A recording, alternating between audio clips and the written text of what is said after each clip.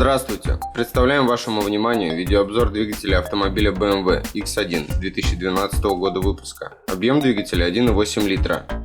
Турбодизель N47D20C. Крышка и маслозаливная горловина чистые, нагара и эмульсии нет.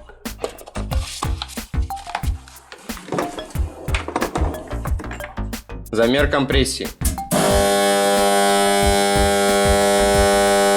Первый цилиндр.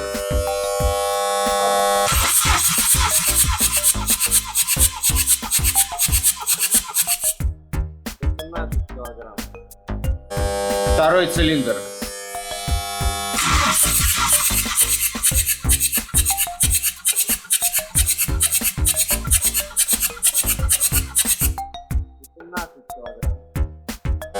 Третий цилиндр.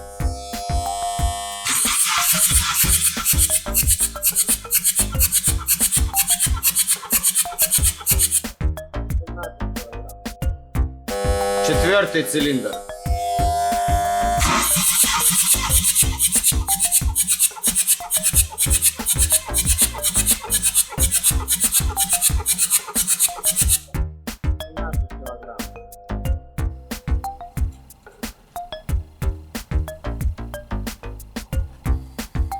Низ мотора чистый и сухой.